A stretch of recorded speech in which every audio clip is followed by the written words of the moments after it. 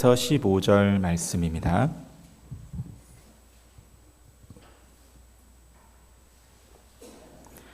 신약성경 307쪽에 있습니다.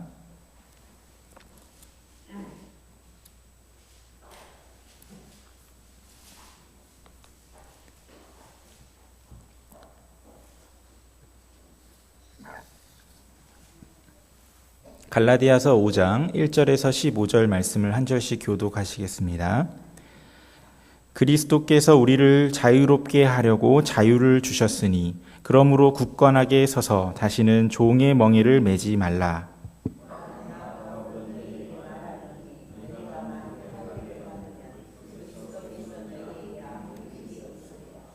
내가 할례를 받는 각 사람에게 다시 증언하노니 그는 율법 전체를 행할 의무를 가진 자라.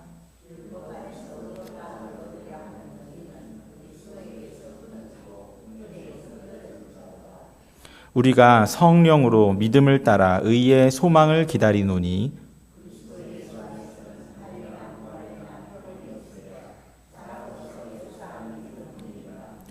너희가 다름질을 잘 하더니 누가 너희를 막아 진리를 순종하지 못하게 하더냐.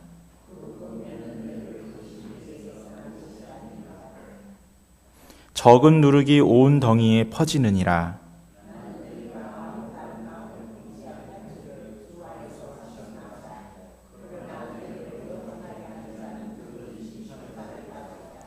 형제들아, 내가 지금까지 할례를 전한다면 어찌하여 지금까지 박해를 받으리요? 그리하였으면 십자가의 걸림돌이 제거되었으리니.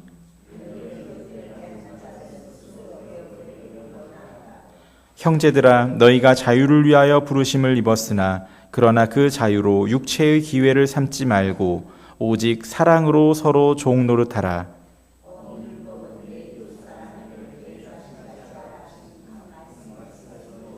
같이 읽겠습니다. 만일 서로 물고 먹으면 피차 멸망할까 조심하라. 아멘. 네, 여러분은 자유롭게 살고 싶으십니까? 아니면 속박을 받으며 살고 싶으십니까? 당연히 자유롭게 살기를 원하실 것입니다. 속박은 우리를 매우 힘들게 합니다. 그러나 자유는 우리를 매우 기쁘고 행복하게 합니다. 이러한 자유를 싫어하는 사람이 어디 있겠습니까? 그런데 성경은 그리스도인들이 바로 진정한 자유를 얻은 사람들이라고 말씀하고 있습니다. 우리가 부르는 찬송가의 가사 가운데에도 자유에 대한 내용을 담은 찬송가들이 많이 있습니다. 죄에서 자유를 얻게 함은 보혈의 능력, 또 주 십자가에 달리사 날 자유하게 했으니, 이러한 찬송가의 가사처럼 그리스도인이 된 우리는 자유를 얻은 사람들입니다. 그런데 오늘 본문에 나오는 갈라디아 교회의 성도들은 이러한 자유를 버리고 속박의 삶으로 되돌아갔습니다. 자유를 버리고 속박으로 되돌아갔다. 이해가 되십니까? 이해가 되지 않는 행동인데 갈라디아 교회 성도들이 그렇게 행했다고 사도 바울이 말하고 있습니다. 사도 바울은 이러한 그들의 모습을 보면서 안타까운 마음으로 그들을 교훈하고 있습니다. 그러면 그들이 저버렸던 그 자유는 어떠한 자유인가? 이 자유는 그리스도께서 허락해 주신 자유입니다. 1절 말씀을 보시면 이렇게 말씀합니다. 그리스도께서 우리를 자유롭게 하려고 자유를 주셨으니 그러므로 굳건하게 서서 다시는 종의 멍에를 매지 말라. 그리스도께서 우리를 자유롭게 하려고 자유를 주셨으니, 그러므로 그리스도를 통해 얻은 이 자유 안에 굳게 서서 다시는 종의 멍에를 매지 말라. 이렇게 말씀하고 있습니다. 그러면 우리가 얻은 이 자유는 무엇으로부터의 자유일까요? 그것은 바로 율법의 속박으로부터의 자유입니다. 율법을 지켜야만 구원을 얻을 수 있고 율법을 지켜야만 하나님께 나아갈 수 있다고 하는 율법의 속박으로부터의 자유입니다. 이 율법의 속박으로부터 우리를 자유하게 하셨습니다. 본래 우리는 하나님의 율법을 온전히 지켜야만 하나님께 나아갈 수 있는 그러한 자들이었습니다. 그러나 우리가 하나님의 율법을 온전히 지키는 것은 불가능한 일이었고 그러므로 하나님께 나아갈 수 있는 것도 불가능한 일이었습니다. 그러한 종의 멍에를 그리스도께서 제거해 주셨습니다. 예수 그리스도께서 우리가 지켜야 하는 그 율법의 의무를 온전히 지키셨고 우리가 받아야 하는 그 죄의 형벌을 대신 십자가에서 짊어지셨습니다. 그러므로 우리는 예수 그리스도의 십자가 공로를 의지하고 예수 그리스도의 그 의를 의지하고 하나님 앞에 자유롭게 나아갈 수 있게 된 것입니다. 그리스도인들은 이렇게 자유를 얻은 사람들입니다. 그런데 갈라디아 교회에 거짓 교훈을 가르치는 몇몇 사람들이 들어왔습니다. 그들은 예수 그리스도를 믿는 것만으로는 부족하다고 말했습니다. 할례도 받아야 구원을 받을 수 있다. 율법도 지켜야 구원을 받을 수 있다.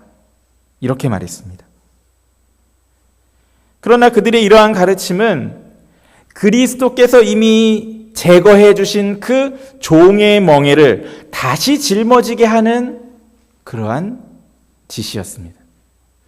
그래서 사도 바울은 2절 이하의 말씀에서 어떻게 말씀합니까? 우리 2절과 2절부터 4절까지 한번 2절, 3절, 4절 말씀을 같이 한번 다시 읽어보겠습니다. 보라, 나 바울은 너희에게 말하노니 너희가 만일 할례를 받으면 그리스도께서 너희에게 아무 유익이 없으리라. 내가 할례를 받는 각 사람에게 다시 증언하노니 그는 율법 전체를 행할 의무를 가진 자라. 율법 안에서 의롭다함을 얻으려 하는 너희는 그리스도에게서 끊어지고 은혜에서 떨어진 자로다. 할례는 거짓 선생들의 대표적인 가르침이었습니다. 그러나 할례를 받아야 한다는 것은 율법 전체를 지켜야 한다는 것을 의미했고 그것은 그리스도의 공로만을 의지하는 것을 거부하는 것을 의미했습니다. 그러므로 율법을 지켜서 의롭게 되려고 하는 사람들은 그리스도의 은혜를 거부하는 것이므로 그리스도에게서 끊어지게 되고 은혜에서 떨어진 자가 된다. 이렇게 분명하게 말씀하는 것입니다. 그러므로 우리는 오직 그리스도의 공로만을 의지해야 합니다. 거기에다가 다른 어떠한 것들을 조금이라도 더 첨가해서는 안 되는 것입니다. 우리는 죄인이며 구원받을 자격이 없는 자들임을 인정해야 합니다. 우리는 선을 행할 능력이 전혀 없으며 우리는 스스로 율법을 지켜서 구원을 얻을 수 없는 자들임을 고백해야 합니다. 우리는 오직 예수 그리스도의 공로로만, 오직 십자가의 공로로만 하나님 앞에 나아갈 수 있습니다. 오직 그 은혜로만 하나님 앞에 설 수 있습니다. 그러면 우리가 가져야 하는 것은 무엇입니까? 그것은 오직 믿음입니다. 오늘 사도 바울은 5절 이하의 말씀에서 그것을 말씀하고 있습니다. 5절과 6절 말씀을 또 한번 같이 읽어보겠습니다. 우리가 성령으로 믿음을 따라 의의 소망을 기다리노니 그리스도 예수 안에서는 할례나 무할례나 효력이 없으되 사랑으로서 역사하는 믿음뿐이니라. 우리는 믿음으로 의의 소망을 기다립니다. 의의 소망은 예수 그리스도께서 다시 오실 그때에 온전히 성취될 우리의 영화로운 모습입니다. 우리는 이 땅에서 예수 그리스도를 믿으면 의롭다 하심을 얻습니다. 그러나 우리의 현실은 어떻습니까? 구원받은 이후에도 여전히 죄악 가운데서 넘어지고 쓰러지는 것이 우리의 현실입니다.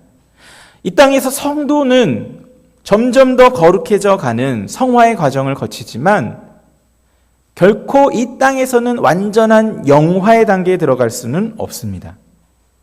아직 우리에게 남겨진 의의 소망이 있는 것이죠. 예수 그리스도께서 우리에게 가져오실 의의 소망이 남아있는 것입니다. 그 소망을 우리는 믿음으로 기다린다. 믿음으로 기다린다. 그것은 우리의 힘으로 이룰 수 있는 것이 아닙니다. 오직 예수 그리스도께서 은혜로 허락해 주실 것을, 우리를 온전히 변화시켜 주실 것을 믿음으로 기다리는 것입니다.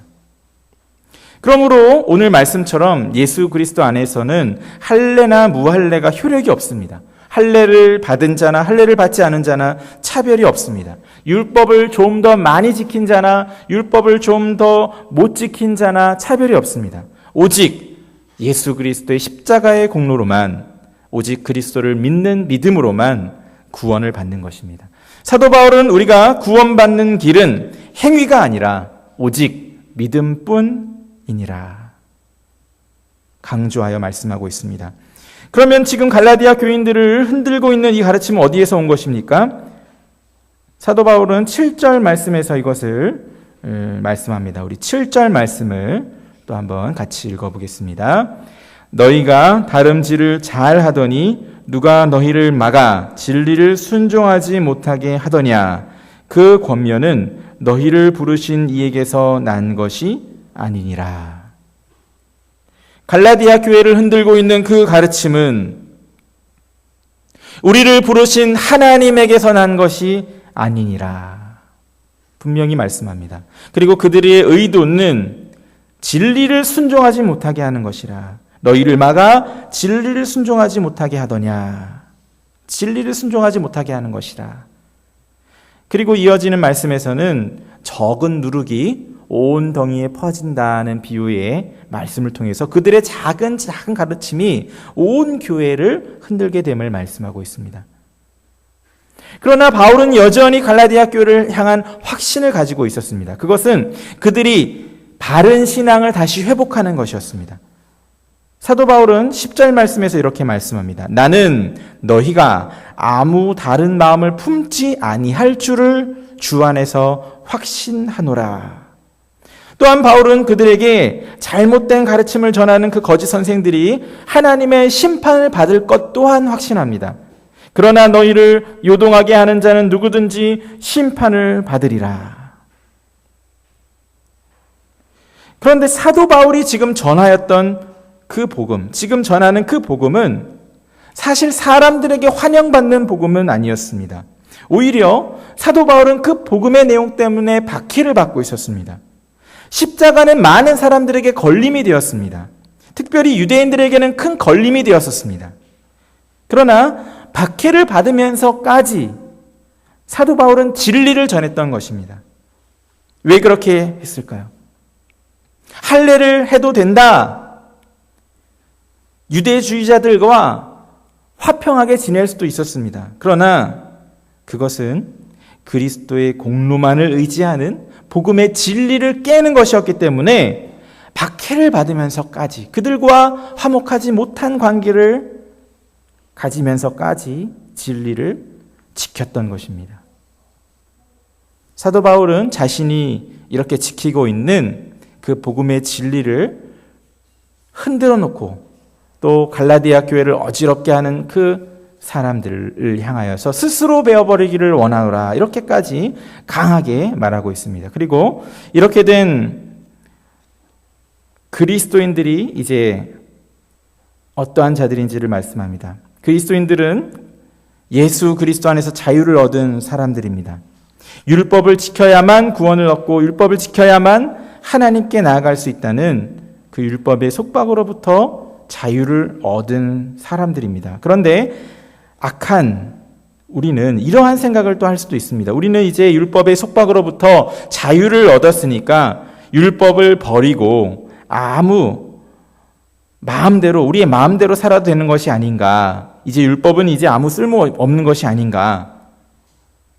그런데 그리스도인의 이 자유는 어떠한 자유인가? 이 자유는 결코 우리의 마음대로 행할 수 있는 방종이 아닙니다. 오늘 13절 말씀을 우리 같이 한번 읽어보기 원합니다. 13절 말씀 같이 읽겠습니다. 형제들아, 너희가 자유를 위하여 부르심을 입었으나 그러나 그 자유로 육체의 기회를 삼지 말고 오직 사랑으로 서로 종노릇하라. 사도 바울은 분명히 말씀합니다. 너희가 자유를 위하여 부르심을 받았지만 그러나 그 자유로 육체의 기회를 삼지 말라. 육체는 무엇입니까? 죄악된 본성을 말하죠. 이제 율법으로부터 자유했으니 내 마음대로 해도 되는구나. 죄악된 본성의 기회를 삼아 죄악으로 달려가지 말라. 우리의 본성은 매우 악해서 기회를 틈타기를 좋아합니다. 율법을 온전히 지켜야만 구원을 받는다는 짐이 벗어졌고 예수 그리스도를 믿기만 하면 구원을 받는다는 그 진리를 알게 되었을 때 우리의 죄악된 본성은 어떻게 작용을 합니까? 우리의 죄악된 본성은 그 진리를 이용해 먹으려고 합니다. 그러나 사도 바울은 오늘 분명히 말씀하고 있습니다. 육체의 기회를 삼지 말라. 우리가 얻은 자유는 죄로부터의 자유입니다. 결코 죄악으로 달려갈 자유는 아닙니다. 우리가 얻은 자유는 그리스도의 공로를 의지하고 하나님께 나아갈 수 있는 자유입니다. 결코 하나님을 떠나는 자유가 아닙니다. 그러므로 율법을 온전히 지켜야만 구원을 얻는다는 가르침도 분명히 잘못된 가르침이지만 이제 율법은 아무 쓸모없다, 마음대로 살아도 된다 라고 가르치는 가르침 또한 잘못된 가르침입니다. 율법을 지켜야만 구원을 받는다는 구원의 조건으로서의 율법의 속박은 사라졌지만 구원받은 성도가 이제 하나님의 백성으로서 구원의 감사와 기쁨 가운데 하나님을 섬기고자 그 율법을 지키는 그것은 여전히 유효한 것입니다. 그런데 우리는 이러한 대답에 대해서 또 이렇게 반문할지도 모르겠습니다. 그거나 비슷한 건 아닙니까? 어찌됐든 결론은 율법을 지켜야 한다는 말 아닙니까? 물론 이 둘은 비슷해 보입니다. 율법을 지켜야 한다는 결론은 같죠. 그러나 이것은 굉장히 큰 차이를 가지고 있습니다.